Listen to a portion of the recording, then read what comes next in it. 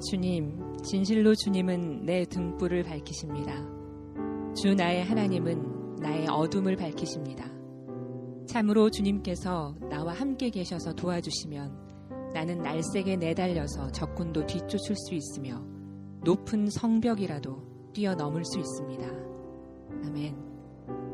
긴 어둠의 터널을 지나 마침내 구원의 빛을 보았을 때 다윗이 모든 원수와 사울의 손에서 구함을 얻었을 때 하나님께 드렸던 고백입니다. 어떤 삶의 자리에 계신가요? 평안과 기쁨의 자리에 계신가요? 아니면 불안과 염려와 아픔 가운데 계신가요? 변함없는 하나님의 사랑에 의지해서 그 하나님의 은혜에 의지해서 굳건하게 서시길 기도드립니다. 오늘 함께 드리는 이 예배와 들을 말씀이 우리 삶의 힘이 되고 소망이 되길 기도하면서 오늘도 우리에게 주신 하나님의 말씀 함께 보겠습니다. 오늘 우리에게 주신 하나님의 말씀은 사사기 9장 1절에서 6절 말씀입니다. 사사기 9장 1절에서 6절 말씀입니다.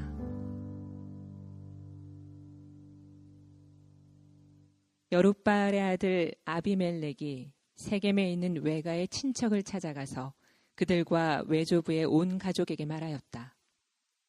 세겜 성읍의 모든 사람들에게 물어보아 주십시오. 여룻바알의 아들 70명이 모두 다스리는 것하고 한 사람이 다스리시는 것하고 어떤 것이 더 좋은지 물어봐 주십시오. 그리고 내가 여러분들과 한 혈육이라는 것을 상기시켜 주십시오. 그의 외가 친척이 그의 부탁대로 세겜 성읍의 모든 사람에게 그가 한 말을 모두 전하니 그들의 마음이 아비멜렉에게 기울어져서 모두 그는 우리의 혈육이다 하고 말하게 되었다. 그들이 바알브리 신전에서 은 70냥을 꺼내어 아비멜렉에게 주니 아비멜렉이 그것으로 건달과 불량배를 고용하여 자기를 따르게 하였다. 그리고 그는 오브라에 있는 아버지의 집으로 가서 자기 형제들 곧 여룻바알의 아들 70명을 한 바위 위에서 죽였다. 그러나 여룻바알의 막내 아들 요담만은 숨어 있었으므로 살아남았다. 세겜 성읍의 모든 사람들과 밀로의 온 집안이 세겜에 있는 돌기둥 곁에 상수리 나무 아래로 가서 아비멜렉을 왕으로 삼았다. 아멘. 사사기 강해 14번째 시간 하지 말아야 할 것 3가지라는 제목으로 목사님이 말씀 전해 주실 때 하나님의 음성을 듣는 시간 되시길 기도드립니다. 이스라엘 백성들은 기드온에게 와서 자기들의 왕이 될 것을 부탁합니다. 그런데 기드온은 그 말을 단번에 거절합니다. 나는 절대 당신들의 왕이 되지 않을 것입니다. 나의 자녀들도 여러분을 다스리지 않을 것입니다. 오직 하나님만 여러분을 다스리실 것입니다 라고 이야기합니다. 그는 왕이 되기를 거절했지만 그의 삶은 거의 왕의 삶을 살았습니다.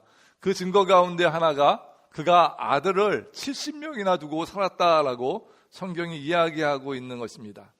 오늘 말씀 가운데 나온 아비멜렉이라는 사람은 그 아들 중에 하나입니다. 기드온이 세겜에 있는 첩에게서 낳은 아들이 바로 아비멜렉입니다. 이 아비멜렉의 어머니는 정부인이 아니었고 첩이었습니다. 여러분, 그가 그의 어머니인 그 여자의 고향 세겜으로 가서 도움을 요청하는 것이 오늘 말씀 가운데 나오는 것을 보게 됩니다. 세겜이 어디에 있는가 보니까요, 예루살렘에서 북쪽으로 약 50km 떨어진 곳에 있습니다. 에발산과 그레심산 사이에 있는 그러한 도시입니다. 여러분, 이곳은요, 여호수아가 가나안을 정복한 다음에 에브라임 지파에게 나눠진 땅입니다. 그렇다면 그 땅 가운데 에브라임 지파만 살았는가? 그렇지는 않습니다. 그 땅에 원래 히위 족속이라는 족속이 살고 있었는데 그 히위 족속과 에브라임 지파가 같이 함께 살고 있던 것이 바로 세겜에 있는 사람들의 모습입니다. 그렇다면 아비멜렉의 외갓집 식구들이 에브라임 지파일까요? 아니면 히위 족속에 있는 사람들일까요? 성경이 그것에 대해서 이야기하고 있지 않습니다. 그런데 우리가 예측할 수 있는 것이 8장 말씀 가운데 아비멜렉을 이야기하면서 세겜에 있는 첩도 아들을 낳았다라고 이야기하는 것으로 봐서 아마 이 사람은, 이 여자는 유대인인 에브라임 지파가 아니고 히위족 속의 이방인인 히위족 속의 한 사람일 것이다 라고 우리가 짐작을 할 수 있습니다. 그렇다면 우리가 주목해야 하는 것은 왜 아비멜렉이 세겜으로 갔는가라는 것이죠. 오늘 말씀 가운데 아비멜렉은 자기 외가 친척들에게 이렇게 이야기합니다. 2절 말씀 같이 한번 읽어보실까요? 시작.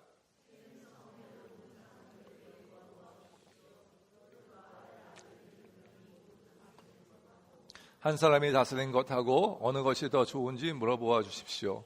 그리고 내가 여러분들과 한 혈육이라는 것을 상기시켜 주십시오.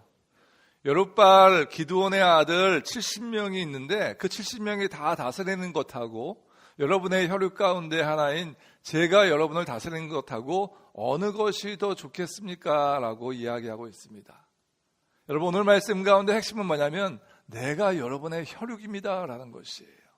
아비멜렉이 세겜 사람들에게 내가 여러분의 혈육이니까 나를 왕을 삼아 주십시오 라는 것이 아비멜렉이 자기 외가 식구들에게 한 내용이었습니다. 이런 말씀드렸다시피 아비멜렉은 첩의 아들이었습니다. 서자였습니다.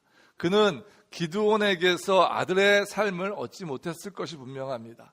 형제들에게서도 형제라고 칭함을 받지 못한 사람일지도 모르겠다라고 생각이 되어집니다. 여러분, 기드온은요 왕이 되지는 않았지만 그의 삶은 왕과 같은 삶이었습니다. 그리고 그의 왕과 같은 삶은 자기 대해서만 끝나는 것이 아니고 계속해서 자기의 후대에 물려지고 있던 것을 보게 됩니다. 그런데 그 기득권 가운데 이 아비멜렉이 없었다라는 것입니다. 그래서 아비멜렉은 기드온의 안중에도 없었기 때문에 내가 어떻게 해서든지 왕이 되어야 하는데 왕이 되기 위해서는 나의 형제들을 다 죽여야만 왕이 될 수 있겠다라고 생각한 것이 아비멜렉의 생각이었습니다. 그 말을 듣고 나서 이 세겜 사람들이 어떻게 생각했습니까? 말씀을 보니까 아비멜렉에게 넘어갔다라고 이야기합니다. 아비멜렉의 말이 정당하거나 합당한 것이 아니었습니다. 그저 혈육이니까, 이것이 하나님의 뜻도 아니고 정의도 아니었지만 그저 혈육이니까 이 아비멜렉을 서포트하기로 작정한 것입니다. 저는 오늘 말씀을 통하여서 우리가 인생을 살면서 여러 가지를 하는데 그 중에서 이거는 하지 맙시다 하는 것 3가지를 여러분에게 말씀드리려고 합니다. 잘 기억하셔서 여러분 삶 가운데 적용해 보시기 바랍니다. 첫 번째, 무엇을 하지 말아야 하는가? 같이 한번 읽어볼까요? 시작. 지연, 학연, 혈연은 안 됩니다. 무슨 뜻인지 다 아세요? 지연은요, 같은 고향 출신, 그죠? 학연은요, 같은 학교 출신. 혈연은요, 내 친척, 외가, 친가, 친인척이죠. 우리는 때로 올바른 가치나 대의 명분이 아니고요, 이런 것을 통해서 우리의 아이덴티티를 파악하려고 하고 서로 연합하기도 하고 갈라서기도 하는 것을 보게 됩니다. 우리 믿는 사람들은 이런 파벌의식이 절대 없어야 될 줄로 믿으시기 바랍니다. 하나님이 기뻐하지 않으세요. 여러분, 보니까요, 미국에도 파벌의식이 있더라고요. 어느 고향 출신이냐, 사우스 사람이냐, 노르스 사람이냐, 그 선조가 유럽의 어느 나라에서 왔느냐, 그런 거 있죠. 근데 제가 아무리 생각해봐도요, 한국만큼 조그만 땅덩어리에서 파벌의식을 가지고 살아가는 사람들은 없는 것 같아요. 영남파, 호남파, 충청파, 경기파, 그죠? 파가 다 나뉘어가지고 지역 간의 갈등이 얼마나 심했습니까? 예전에는 굉장히 심했는데 요즘은 많이 나아진 것 같아요. 그런데 참 안타까운 것은요, 정치만 그런 것이 아니고 교회에도 그런 모습이 있어요. 전라도에서 나고 자라나신 어느 목사님이 경상도에 가서 목회를 하셨어요. 목회가 잘 됐을까 안 됐을까? 안 된답니다, 여러분. 경상도에서 난 사람은 경상도에서 목회해야 되고요, 전라도에서 나신 분들은 전라도에서 목회해야 된대요. 그래야 잘 된답니다. 얼마나 안타깝습니까? 한국만 그런 게 아니고요, 우리 미국에 와서 살면서도 우리는 미국에 와서도 그거 해요. 지연, 학연, 혈연 따져가지고. 제가 예전에 사역하던 달라스에 있는 교회 그 담임 목사님, 여러분 아시죠? 이성철 목사님이 광주일고 출신이에요. 광주일고 명문고잖아요. 야구도 잘하고 공부도 잘하고. 사람들이요 몰랐는데 제가 그 교회에 있다 보니까 그 지역의 사람들이 교회에 많이 다니시더라고요. 나중에 목사님에게 여쭤봤어요. 목사님 고향이 광주세요? 그랬더니 목사님 고향은요 광주가 아니고 제주도래요. 근데 광주 일고 나왔다는 그 이유 때문에 사람들이 우리 지방 사람이니까 거기 가야겠다, 그렇게 교회를 정하는 거다. 이 얘기 들으면서 참 안타까운 것을 금할 수가 없었습니다. 우리가 처음 사람을 만날 때요. 야, 너 어디서 자랐냐? 나 그 동네 살았는데. 막 그러면요, 어떻게 돼요? 마음이 확 열리잖아요. 좋은 점도 있어요. VIP 만났을 때, 그랬어요? 저도 거기 초등학교 왔는데, 야, 거기 누구 선생님 아세요? 막 그러면서 친해지잖아요. 그렇게 좋은 점도 있지만, 반면, 여러분, 우리가 이 학연, 지연, 혈연에 얽매여가지고 사람을 편가르고, 사람을 정죄하고 판단할 때가 우리 가운데 있다라는 거죠. 혹시 여러분 마음 가운데 그런 마음이 있다면 오늘 다 버리시기 바랍니다. 우리는 주님 안에서 다 한 가족인 줄로 믿으시기 바랍니다. 아멘. 한 가족은요, 파벌릇이 그런 거 없어요. 서로가 서로를 사랑해주고 아껴주면 되는 겁니다. 우스갯소리가 있어요. 서울 총각하고요, 경상도 처녀가 결혼을 했답니다. 서울 총각이 남편이 아내한테 얘기했대요. 여보, 오늘 국수 먹자. 그랬더니 이 와이프가 하는 얘기가 국수가 먹고 국시지, 그렇게 얘기했대요. 예. 거기 경상도에서는 국시라고 얘기하나 봐요. 예. 아니에요? 예, 경상도도 다 틀린가? 예, 그래가지고 이 둘이 막 싸웠대요. 결혼한 지도 얼마 안 됐는데 국시다 막 그러면서 막 싸웠대요. 그러다가 이장님을 찾아가서 물어보기로 했답니다. 이장님한테 가가지고 국수가 맞습니까? 국시가 맞습니까? 그렇게 물어봤대요. 그랬더니 이 이장님이 곰곰이 생각하다가 국수하고 국시는 틀린 거다, 그렇게 얘기했답니다. 어떻게 틀립니까? 그랬더니 국수는 밀가루로 만든 거고 국시는 밀가리로 만든 거고, 이렇게 틀리다. 그러면 밀가루하고 밀가리하고 뭐가 틀립니까? 그랬더니 밀가루는 봉투에 담겨져 있고 밀가리는 봉다리에 담겨져 있다고.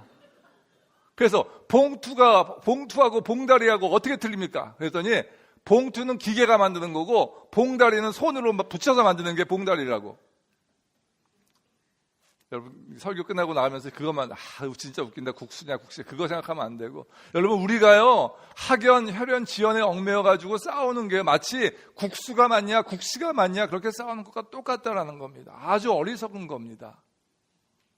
여러분, 하나님은요 그렇게 학연, 지연, 혈연에 얽매여서 선입견을 갖고 사람을 정죄하고 판단하는 사람 기뻐하지 않으십니다. 혹시 마음 가운데 나도 모르게 그런 마음이 생긴 분들이 계시다면 오늘 주님 안에서 다 내려놓고 가시길 간절히 원합니다. 두 번째, 돈 때문에 살아가면 안 됩니다. 같이 한번 읽어보실까요? 시작. 아비멜렉의 꾀에 빠져서요, 모든 세겜 사람들이 아비멜렉을 옹호하게 되었어요. 그리고 4절 말씀 가운데 이렇게 이야기합니다. 같이 읽습니다.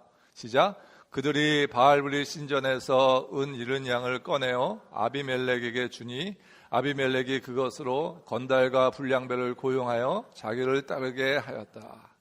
세겜 사람들은요 그 마음을 아비멜렉에게 주고 나서 바알브리 신전에서 은 70양을 꺼내서 그에게 주었다라고 이야기합니다.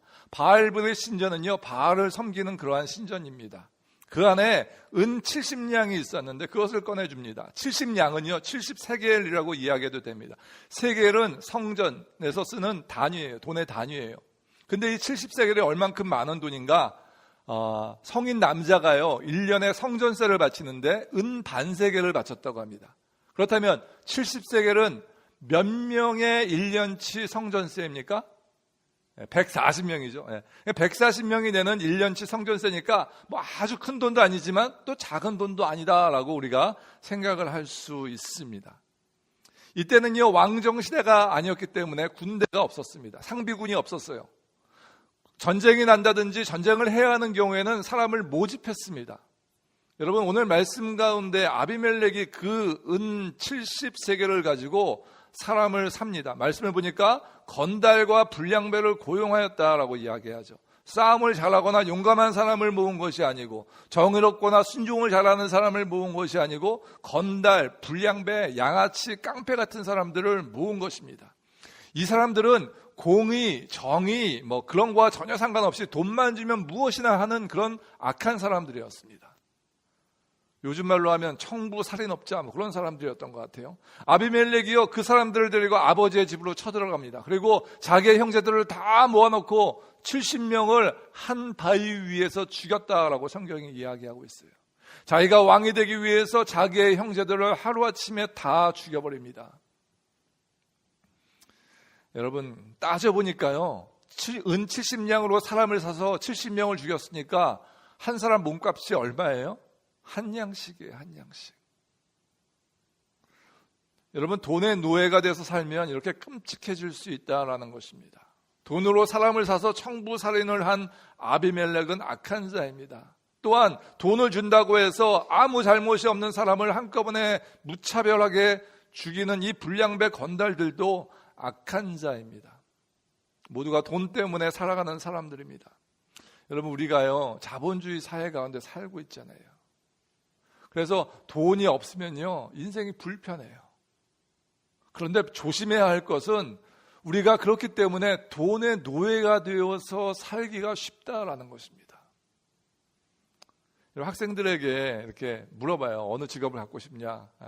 솔직한 마음이 어떠냐? 그러면 연봉을 많이 주는데 가고 싶다라고 얘기합니다. 그죠? 여러분, 연봉을 많이 주는 직장이 좋은 직장입니까? 솔직하게 얘기해 보세요. 윤시경제, 연봉을 많이 주는 직장이 좋은 직장인가? 우리 연세 권사님께서 좋긴 좋지. 이렇게 요즘 돈이 많이 없으신가 봐요. 여러분, 연봉을 많이 주는 직장이 좋은 직장이죠. 좋은 직장이죠. 그런데 우리가 생각해 봐야 하는 것은 연봉을 많이 받기 위해서 자기의 적성과 상관도 없는 데 가서 공부하고 돈을 벌기 위해서 공부하고 일하면요, 그 인생이 행복할까 불행할까? 불행합니다. 여러분, 돈이 있으면 우리가 인생을 편안하게 살 수 있지만요, 돈이 절대 우리의 행복을 개런티 해주지 못한다라는 것이에요. 여러분, 주위에서 보세요. 신문 보세요. 얼마나 많은 사람들이 돈이 있어서 돈 때문에 싸우고 죽이고, 그렇죠? 그런 것들 많이 보게 됩니다.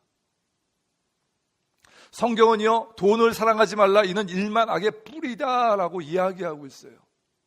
그렇다면 우리가 돈을 사랑하지 않으면서 살아갈 수 있을까? 여러분, 여기에 이제 우리가 딜레마에 빠지는 거예요. 성경은 돈을 사랑하지 말라고 하는데 돈을 위해서 직장을 가고 돈을 벌다 보면 돈을 사랑하게 돼 있는 것이 우리 인간의 모습이거든요. 여러분, 고생을 해보지 않은 사람들은요, 돈의 가치를 모릅니다. 그런데 고생을 너무너무 많이 하는 사람은요, 돈에 매여서 삽니다. 우리는 중간에 서야 돼요. 무슨 이야기인가? 돈의 가치를 알지만 돈을 따라서 살아가면 안 된다는 것이에요. 그것이 우리가 행복하게 살아갈 수 있는 방법이에요. 돈을 따라 살면요, 우리 인생이 불행해집니다. 처음에는 요만큼만 그렇게 하다가요, 점점 더 많이 잃고 더 많이 없어져요. 그것이 우리 모습이에요. 절대 돈을 따라 살아가지 마십시오. 세 번째, 우상을 섬기면 안 됩니다. 6절 말씀 한번 읽어볼까요? 6절 같이 한번 읽어봅니다. 시작. 세겜 성읍의 모든 사람들과 밀로의 온 집안이 세겜에 있는 돌기둥 곁에 상수리 나무 아래로 가서 아비멜렉을 왕으로 삼았다. 말씀 가운데 보니까 자기의 형제들을 무참하게 죽인 이 아비멜렉이요, 세겜에 있는 돌기둥 곁에 상수리 나무 아래에서 왕으로 취임하게 되는 것을 보게 됩니다. 여러분, 우리가 봐서 알겠지만 아비멜렉은요, 정식 왕이 된 것은 아니었어요. 왜냐하면 이스라엘의 왕정 시대는 이보다 훨씬 뒤에 시작이 됩니다. 이스라엘의 첫 번째 왕은 사울 왕이에요. 생각해 볼 때 아비멜렉이 정식 왕이 된 것은 아니고 그 세겜에 있는 사람들, 그들만의 왕이 된 것이다 라고 우리가 추측을 해볼 수 있습니다. 왕이 되는 취임식은요, 신에게 예배하면서 그 식이 이루어졌습니다. 그렇다면 우리가 생각해 볼 수 있는 게, 이 아비멜렉이 하나님을 찬양하고 하나님을 예배하면서 왕이 되었을까? 아니면 바알을 섬기고 바알을 예배하면서 왕이 되었을까? 세겜에는요, 바알을 섬기는 많은 사람이 있었습니다. 그들이 돈을 갖고 왔던 것도 오늘 말씀 가운데 나온 것 같이 바알을 섬기는 신전이었습니다. 아비멜렉은 분명히 바알을 섬기는 사람이었다. 적어도 아비멜렉의 친척과 그 측근들은 다 바알을 섬기는 사람이었다. 우리가 짐작을 할 수 있습니다. 그리고 바알을 예배하는 가운데 그들이 아비멜렉을 왕으로 추대하고 있는 것입니다. 그런데 재미있는 것은요, 그가 왕으로 추대받고 있는 이 장소입니다. 성경은 의도적으로 그 장소를 정확하게 명확하게 이야기하고 있어요. 그 장소가 어디예요? 세겜에 있는 돌기둥 곁에 상수리 나무 아래서 그 일이 이루어졌다라고 이야기합니다. 여러분, 이곳은요 유서가 깊은 곳입니다. 맨 처음 등장하는 곳은 창세기 12장 말씀 가운데 나옵니다. 아브라함이 하란에 있을 때 하나님께서 아브라함을 불러내십니다. 너는 본토 친척 아비의 집을 떠나 내가 너에게 지시하는 땅으로 가라. 그 말씀을 듣고 아브라함이 갈 바 알지 못하였지만 그가 떠납니다. 떠나서 어디에 도착하는가? 창세기 12장 6절 말씀 가운데 이렇게 이야기하죠.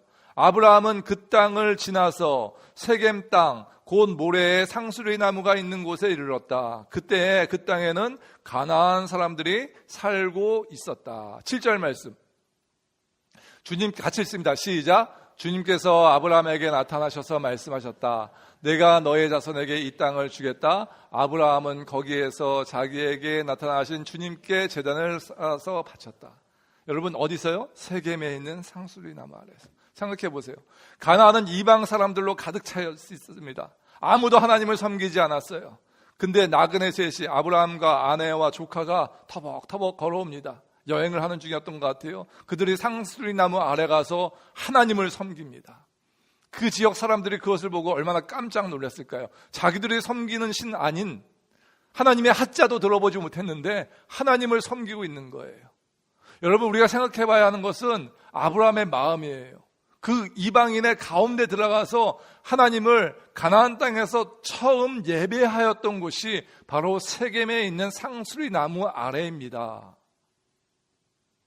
두 번째, 언제 또 이곳이 등장하는가 보니까 야곱이 창세기 35장 말씀 가운데 이 세겜의 상수리 나무 아래에서 무엇을 하였던 것이 기록되어져 있습니다. 여러분, 창세기 34장은요 야곱이 큰 곤란에 빠진 경우를 나타내고 있습니다. 여러분 아시는 내용. 야곱의 딸이 하나 있었는데 이름이 디나예요. 그가 바깥에 세상 사람들 구경 나갔다가 세겜이라는 곳에 가서 세겜이라는 사람에게 겁탈을 당합니다. 강간을 당해요. 근데 이 세겜의 아버지가 그 지역의 추장이었는데 이름이 하몰이에요. 이 하몰이 생각해보니까 디나가 이쁘고 괜찮거든요. 그래서 야곱에게 가서 청혼을 합니다. 어차피 이렇게 된 거 우리 결혼시킵시다. 혼례합시다. 그래서 여러분 민족하고 저희 민족하고 하나가 됩시다. 그렇게 얘기해요. 너무너무 화가 나고 있는데 이 야곱의 아들들이 너무 화가 났습니다. 어떻게 내 누이를 겁탈할 수 있냐, 강간할 수 있냐. 그래가지고 작전을 짭니다. 뭐라고 짜냐면 우리는 할례 받지 않은 족속하고 같이 혼례를 맺을 수 없다. 그러니까 너희가 할례 받으면 우리가 한번 생각해 볼게. 세겜 사람들이 그 말을 좋게 여겨서요, 모든 남자들이 다 할례 받고 가장 아파하고 힘들어하던 3일째 되는 날 이 아들들이 쳐들어가서요 세겜에 있는 모든 남자를 다 쳐서 죽이는 장면이 34장 말씀 가운데 나와요. 그런데 문제가 거기서 끝나지 않습니다. 야곱의 마음이 너무너무 힘들어진 거예요. 야, 이놈들아, 큰일 났다. 너희가 가서 지금 거기 있는 사람들을 다 잡아 죽이면 어떡하냐 라고 이야기하면서 뭐라고 이야기하는가? 34장 30절 이렇게 이야기합니다. 이리쯤 되니 야곱이 시므온과 레위를 나무랐다. 너희는 나를 오히려 더 어렵게 만들었다. 이제 가나안 사람이나 브리스 사람이나 이 땅에 사는 모든 사람이 나를 사귀지도 못할 추한 인간이라고 여길 게 아니냐. 우리는 수가 적은데 그들이 합세해서 나를 치고 나를 죽이면 나와 나의 집안이 다 몰살당할 수밖에 없지 않느냐. 지금요 야곱이 그동안 얼마나 힘들고 어렵게 자기 재산을 모았습니까? 자기 삼촌에게 몇 번이나 사기당하면서 그렇게 어렵게 힘들게 가족을 만들고 재산을 만들었는데 하루아침에 다 날릴 위기에 처해져 있는 거예요. 마음이 궁급하고 힘들어서 자기 아들들에게 막 혼을 내고 화를 냅니다. 그리고 나서 35장 넘어갑니다. 야곱이 너무너무 힘들어하고 어려워하는데 하나님께서 환상 가운데 나타나서 이야기하세요. 야곱아, 야곱아, 너는 베델로 올라가서 나를 예배해라. 베델은 어떤 곳이냐면요, 야곱이 자기 형 에서의 눈을 피해서 자기 삼촌에게 도망가던 때에 광야에서 아무도 없는데 돌 베개에 베고 잠을 자던 때에 하나님께서 환상 가운데 나타나셔서 일어나자마자 그 베개를 세워놓고 거기에 기름을 붓고 하나님을 예배했던 곳이에요. 하나님, 내가 다시 안전하게 내 땅으로 돌아올 때에 하나님을 예배하고 하나님을 찬양하고 영원히 하나님만을 섬기겠습니다라고 약속하였던 장소예요. 하나님께서 그 꿈을 다시 한번 상기시켜 주시는 거예요. 몇십 년 전에 네가 힘들고 어렵지 않았느냐? 혼자 몸으로, 도망자의 몸으로 그 광야에서 잠을 잘 때 내가 나타나지 않았느냐? 그리고 나서 야곱이 무엇을 했는가 보니까요, 자기 식구들에게 야, 너희가 갖고 있는 이방 신상들 다 가져와. 아마 신상이 있었나 봐요. 물론 야곱의 아내가 신상을 숨겨오긴 했지만 다른 사람들도 있었던 것 같아요. 이방 신상을 다 모은 다음에요, 귀에 있는 귀고리 귀고리 빼가지고요, 어디에 묻었는가? 35장 4절 후반절입니다. 같이 한번 읽습니다. 시작. 야곱은 그것들을 세겜 근처 상수리 나무 밑에 묻었다. 여러분, 야곱이 이것을 묻으면서 무슨 생각했을까요? 하나님 잘못했어요. 하나님, 우리가 하나님 섬긴다고 하면서 여전히 이방신 섬기니까 나의 딸이 밖에 나가서 강간당하고 못할 짓 당하고 잘못하면 우리 민족이 몰살당할 그런 위기에 처했네요. 하나님, 이제는 다시는 이방신 섬기지 않고 하나님만 섬기겠습니다 라고 고백하고 후회하고 약속하였던 장소가 바로 상수리 나무 아래예요.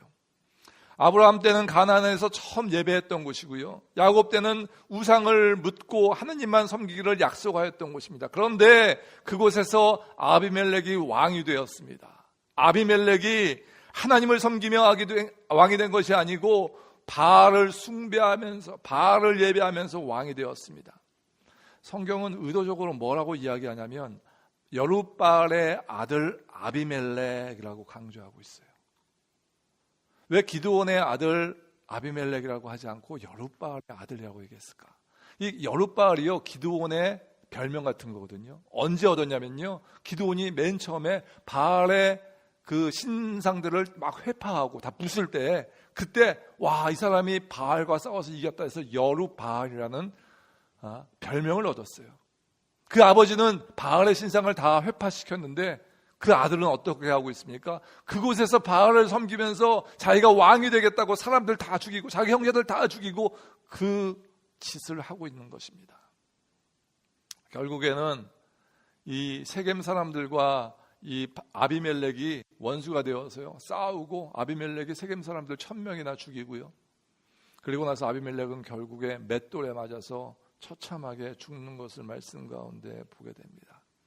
오늘 말씀 가운데 하나님께서 저와 여러분에게 이야기하고 있는 것 반드시 명심하시기 바랍니다. 첫 번째, 학연, 지연, 혈연을 따지면서 그것 때문에 사람을 평가하고 정죄하고 좋아하고 싫어하고 하는 것, 하나님께서 절대 기뻐하지 않으십니다. 두 번째, 돈을 따라서 살아가는 것, 돈 때문에 살아가면 안 됩니다. 세 번째, 우상을 섬기면 안 됩니다. 오늘 이 세 가지 말씀은요, 공통점이 있어요. 무슨 공통점이 있는가?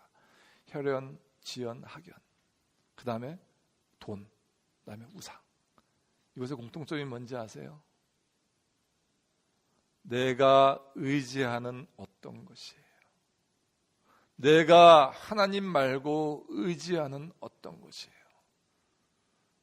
하나님만 의지해야 하는데 하나님 말고 어떤 때는 내 백그라운드를 의지하고 내 크레딧 카드를 의지하고 내가 하나님보다 더 좋아하는 어떤 것을 의지하는 그런 마음이에요. 여러분, 하나님은요, 하나님 말고 다른 의지하는 모든 것을 야곱이 했던 것 같이 상수리 아래 나무에 다 묻고 나를 예배하라라고 여러분에게 말씀하고 있습니다. 저희 딸내미가 셋이 있는데 그 중에서 둘째 아이가 초등학교 한 2학년인가 3학년 때쯤 되었을 때 이야기예요. 하루는 제가 쉬는 날이었던 것 같은데 딸내미 학교에서 아빠만 학교에 오라고 이야기했어요. 저는 무슨 영문인지도 모르고 갔습니다. 갔는데 그날이 무슨 날이냐면 자녀하고 아빠하고 이제 학교에서 데이트하는 날이에요. 그래서 도넛 데이라고 해가지고 도넛을 이렇게 막 사다 놓고 이제 아빠들만 다 와가지고 자녀들하고 같이 아빠하고 도넛을 먹는 거예요. 학교 와서 먹는데 도넛을 다 먹고 나니까 선생님이 이제 아이들한테 네가 준비해온 그것을 아빠한테 읽어주라고 얘기했습니다. 제가 벌써 10년이 지났는데 아직도 갖고 있어요. 네, 저희 둘째예요. 네. 뒤에는요, 지금은 귀엽죠. 지금은 이때는 귀여웠는데 지금 많이 바뀌었어요. 네. 여러분, 이 뒤에는요 이렇게 글이 쓰여져 있어요. 제목이 뭐냐면 My Dad by Ashley Kwak 이렇게 써져 있어요. 나의 아빠에 대해서 뭐라고 썼는가 다 읽지는 못하고요. 제가 중요한 부분만 뽑아서 읽겠습니다. My dad is strong, cool, funny, nice, and 여기가 중요해요. handsome. At home, my dad cooks, cleans, preaches, and does the dishes and laundry. My dad is a pastor. My dad takes care of our family.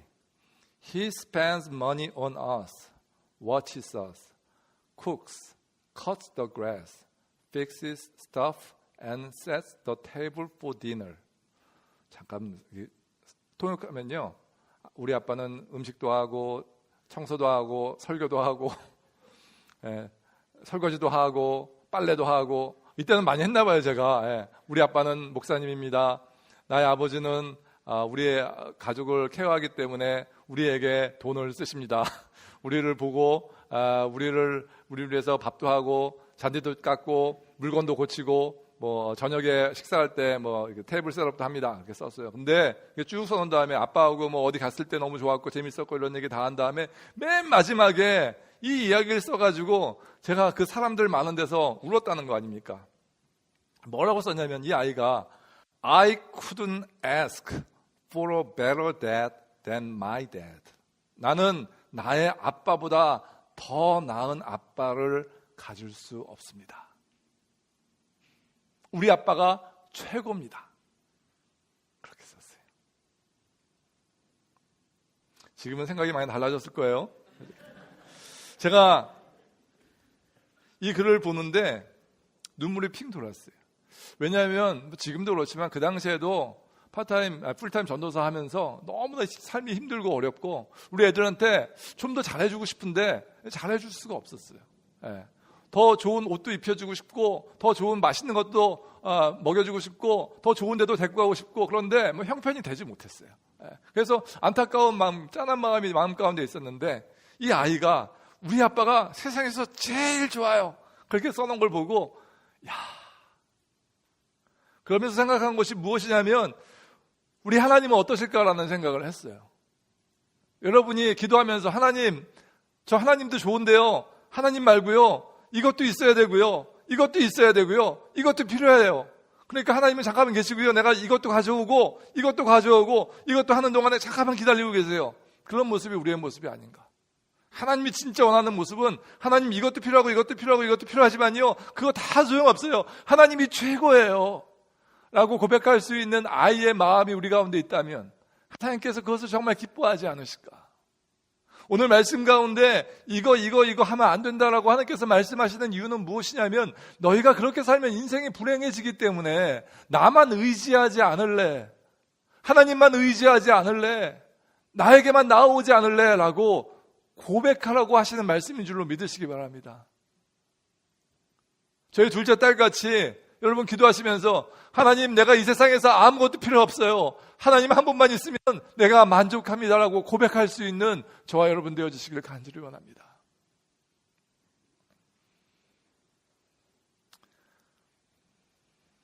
목회를 하면서 많은 분들을 만납니다. 우리 성도님들 가운데 많은 상황을 접하게 됩니다. 그런데 늘 안타까운 것은 우리가 머리로는 알고 있는데 이것이 마음으로 전달이 되지 않아요.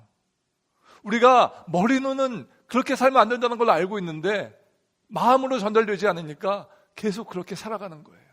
하나님도 중요하지만 하나님 외에 이것도 중요하고 이것도 중요하고 이것도 중요하고, 어떤 때는 하나님보다 더 이것이 더 중요하고 이것이 더 중요하고.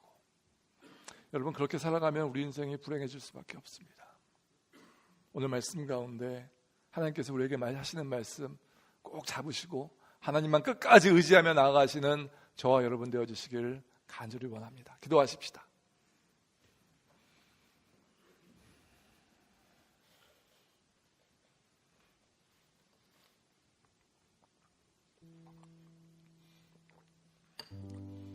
기도하며 나아가실 때 하나님 아버지, 우리가 하나님 외에 여러 가지를 더 의지하였습니다.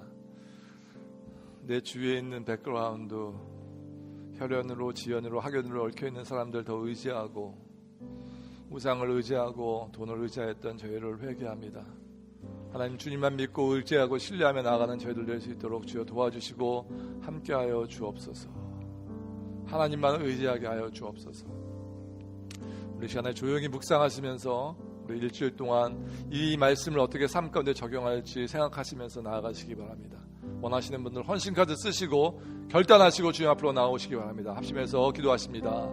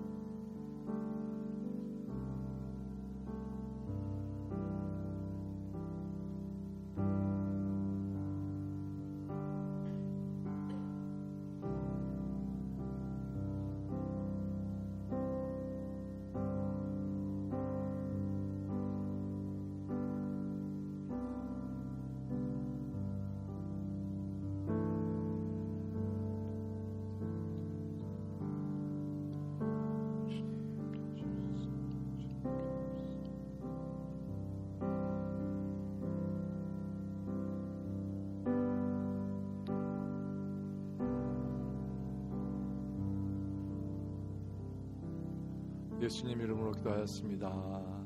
아멘. 우리 주님 앞에 같이 합심해서 찬양하며 나아가십니다.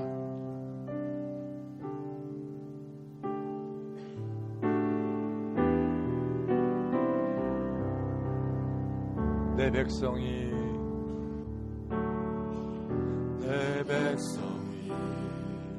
나를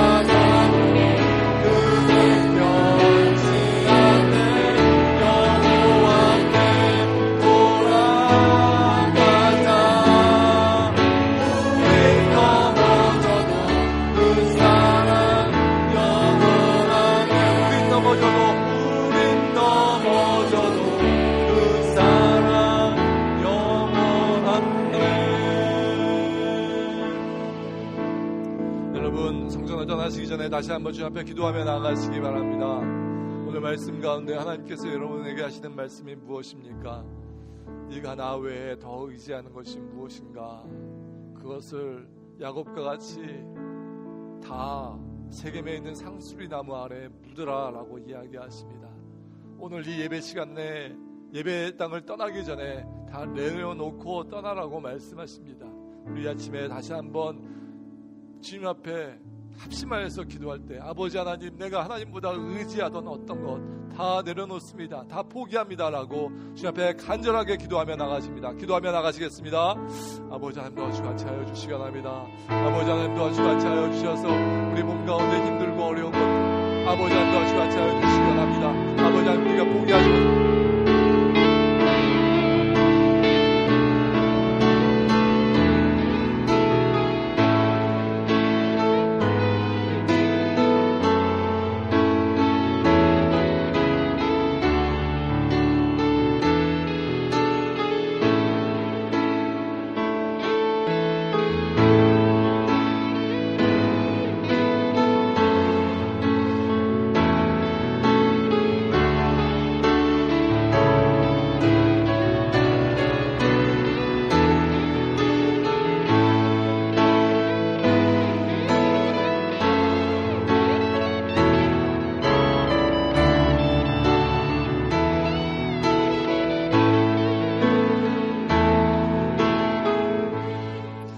이제 평안한 마음으로 세상에 돌아가십시오. 선한 일에 용기를 가지시며 악을 악으로 갚지 마십시오.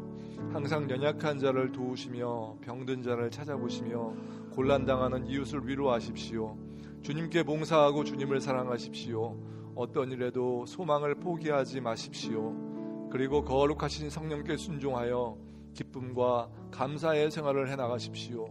우리 하나님 아버지는 여러분을 항상 도와주실 것입니다.